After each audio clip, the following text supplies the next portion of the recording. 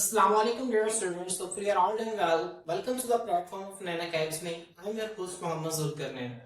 तो स्टूडेंट्स आज के इस वीडियो के अंदर हम अपनी 9th क्लास बायोलॉजी जो हमारी न्यू बुक है चैप्टर नंबर 3 उसका नेक्स्ट टॉपिक स्टार्ट करेंगे जिसका टाइटल है सेल स्पेशलाइजेशन. फ्रेंड्स लफ्ज स्पेशलाइजेशन का मतलब क्या होता है? स्पेशलाइजेशन का मतलब होता है मखसूस. ठीक है, स्पेशल कहते हैं खास को. स्पेशलाइजेशन का मतलब होता है खासियत इख्तियार करना, मखसूस हो जाना.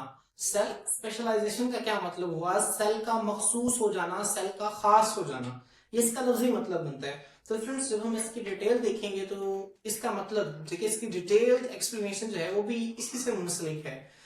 फ्रेंड्स आपको पता है कि जो मल्टी सेलुलर ऑर्गेनिजम्स हैं इनके अंदर लाखों करोड़ों की तादाद के अंदर सेल्स मौजूद होते हैं. अब हमारे जिस्म अगर हम एज ए ह्यूमन अपनी ही बात करें तो हमारी जो बॉडी के अंदर कितनी तरह के सेल्स मौजूद हैं. अब हर सेल का एक मखसूस काम है. ठीक है, जिस तरह फर्ज करें हमारी आंखों के अंदर जो सेल्स हैं उनका काम है देखना. ठीक है, हमारी जुबान के अंदर जो सेल्स हैं उनका काम है चखना. हमारी स्किन के अंदर जो सेल्स हैं उनका काम है छूना. समझ आ रही है? हमारे कानों के अंदर जो सेल्स हैं उनका काम है सुनना.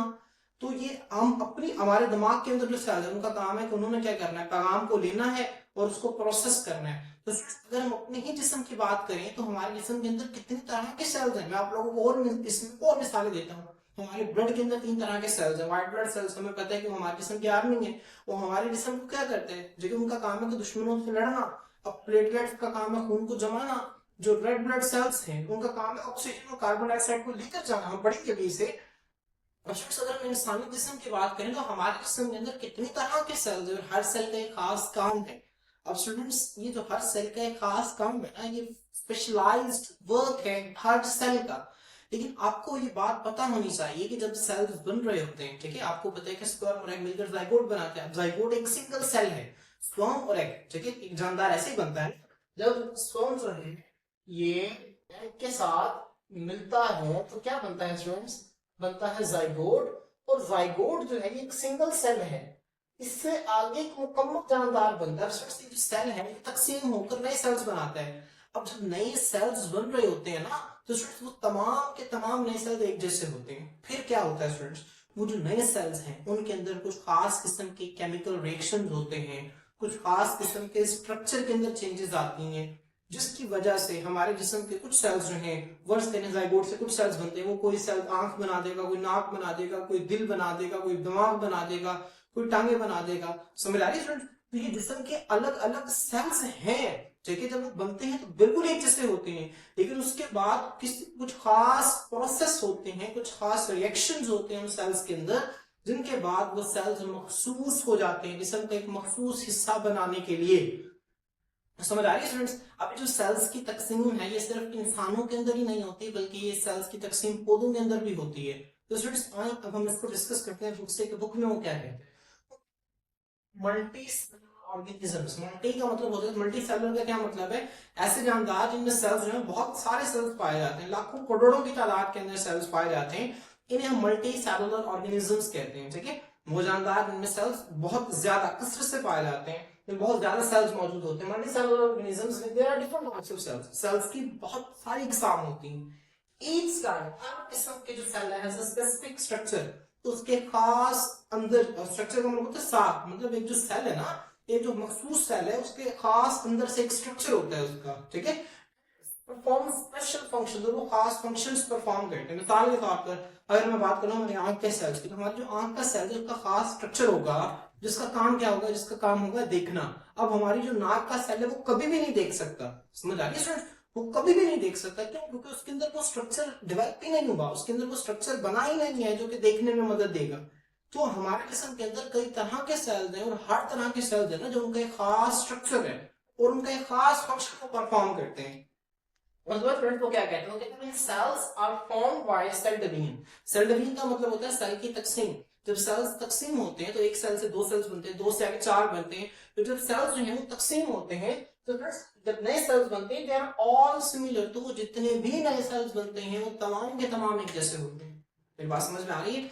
सेल डिवीजन के नतीजा में जितने भी नए सेल्स बनते हैं दे आर ऑल सिमिलर, वो सारे के सारे एक जैसे होते हैं. अब फिर क्या होता है स्टूडेंट? फिर देयर फॉर्मेशन, जब वो सेल्स जो है वो क्या हो जाते हैं, जब बन जाते हैं, उनके बनने के बाद क्या होता है, cells undergo a process of specialisation और डिफरेंशिएशन। अंडरगो का मतलब होता है सेल्स गुजरना, सेल्स जो है वो एक अमल से गुजरते हैं, और वो जो खास अमल है ना, उसे अमल को क्या कहते हैं, उस अमल को कहते हैं स्पेशलाइजेशन या फिर डिफरेंशिएशन। डिफरेंट का मतलब होता है अलग अलग करना, फर्क करना। डिफरेंशिएशन का लफ्ज़ी मतलब होता है वाज़ेह होना। क्या होता है, वाज़ेह होना, मतलब जो सेल्स जो थे जिनका पहले कुछ पता नहीं था कि ये क्या बनाएंगे, आंख बनाएंगे, नाक बनाएंगे, कान बनाएंगे, इनका कुछ पता नहीं था। जब वो सेल्स बन जाते हैं तो फिर उनके अंदर एक प्रोसेस होता है। उस प्रोसेस के अंदर क्या होता है स्टूडेंट्स, हम अभी देखते हैं। जब एक प्रोसेस से गुजरते हैं, उस प्रोसेस के बाद वो फिर मखसूस हो जाते हैं, वो फिर वाज़ेह हो जाते हैं, डिफरेंशिएट हो जाते हैं, वो स्पेशलाइज हो जाते हैं। समझ आ रही है, इसी प्रोसेस को हम कहते हैं सेल्फ स्पेशलाइजेशन।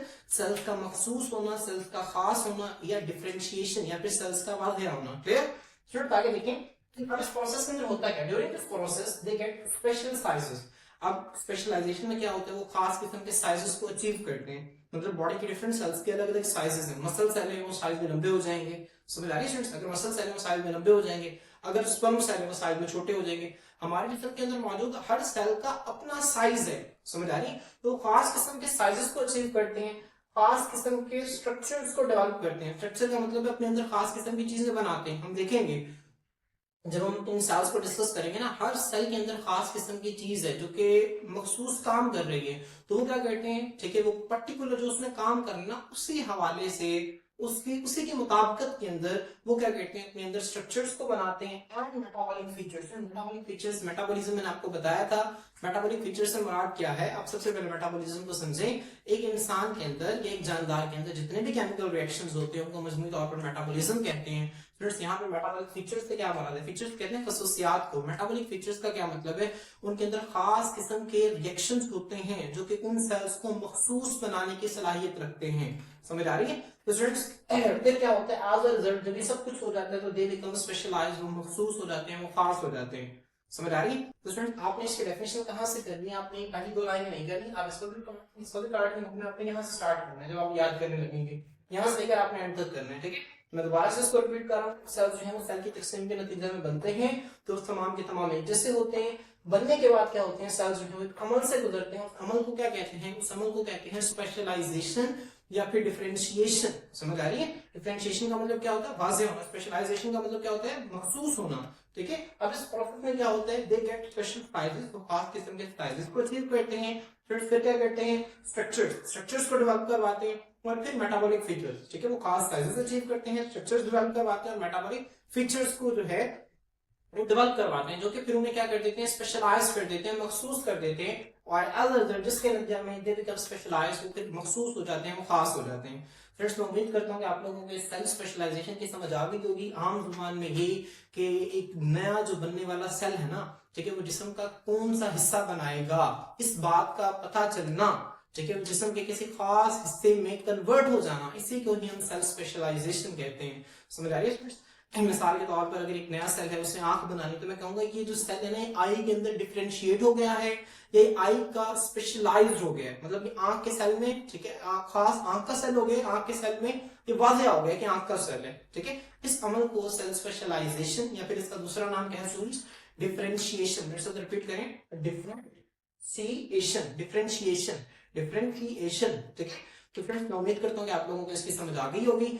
स्पेशलाइज्ड सेल्स में हमारे बुक के अंदर 6 सेल्स की एग्जांपल गिवन है। अब इनमें से 2 प्लांट सेल्स हैं और 4 एनिमल सेल्स हैं। तो क्या है, प्लांट सेल्स। कौन कौन से प्लांट सेल्स हैं, एक है स्टूडेंट्स मेसोफिल सेल्स। क्या है मेसोफिल सेल्स, इनको इंशाल्लाह हम आज के लेक्चर में डिस्कस करेंगे। दूसरे हैं हमारे पास एपिडर्मल सेल्स। क्या है स्टूडेंट्स, एपिडर्मल सेल्स, ठीक है। ये 2 प्लांट सेल्स हैं, मेसोफिल सेल्स और एपिडर्मल सेल्स। नाम याद रख लें, मेसोफिल सेल्स और एपिडर्मल सेल्स। उसके बाद फ्रेंड्स अगर हम एनिमल सेल्स की बात करें तो 4 एनिमल सेल्स को हम यहाँ पर डिस्कस करेंगे। सबसे पहले है मसल सेल। क्या है, मसल सेल्स। फिर क्या है स्टूडेंट्स, न्यूरॉन्स। उसके बाद क्या है, रेड ब्लड सेल्स। अब स्टूडेंट्स रेड ब्लड सेल्स को एक और नाम भी देते हैं, हम इरिथ्रोसाइट्स भी कहते हैं। क्या कहते हैं स्टूडेंट्स, इरिथ्रोसाइट्स। मेरे साथ दोबारा रिपीट करें, इरिथ्रोसाइट, ठीक है। ये जब हम आगे ब्लड सेल्स को डिटेल से पढ़ेंगे ना, तो मैं आपको बताऊंगा ये जो red blood cells, white blood cells, platelets, मैंने आपको बताया कि खून के अंदर 3 तरह के सेल्स होते हैं, रेड ब्लड सेल्स होते हैं, व्हाइट ब्लड सेल्स होते हैं, प्लेटलेट्स होते हैं, तो इनके खास किस्म के ना नाम है। रेड ब्लड सेल्स को हम इरिथ्रोसाइट्स कहते हैं, व्हाइट ब्लड सेल्स को हम ल्यूकोसाइट्स कहते हैं और प्लेटलेट्स को हम थ्रोम्बोसाइट्स कहते हैं। ठीक है, अभी बाकी दोनों अपना याद रखें। ठीक है, अब इस तरफ आप इसको याद रख लें कि रेड ब्लड सेल्स को हम इरिथ्रोसाइट्स कहते हैं। अगर आप लोगों ने याद रखना है तो आप लिख लें कि व्हाइट ब्लड सेल्स को हम ल्यूकोसाइट्स कहते हैं। Leucocytes, LUCOCYTES, leucocyte. और जो प्लेटलेट्स हैं, क्या है, प्लेटलेट्स हैं, ठीक है, इनको हम किसका नाम देते हैं, थ्रोम्बोसाइट्स, THROMBO, थ्रोम्बोCYTES, थ्रोम्बोसाइट। तो फ्रेंड्स ये आप लोग लिख सकते हैं, इनके खास नाम हम डिस्कस करेंगे। तो लास्ट में लिवर सेल्स, ठीक है, यानी 4 एनिमल्स और 2 प्लांट के सेल हम डिस्कस करेंगे। तो फ्रेंड्स आज के इस वीडियो के अंदर हम अपना पहला animal cell, sorry plant cell हम डिस्कस करते हैं। फर्स्ट प्लांट सेल्स का टाइटल है मेसोफिल सेल्स। क्या है फ्रेंड्स, मेसोफिल सेल्स।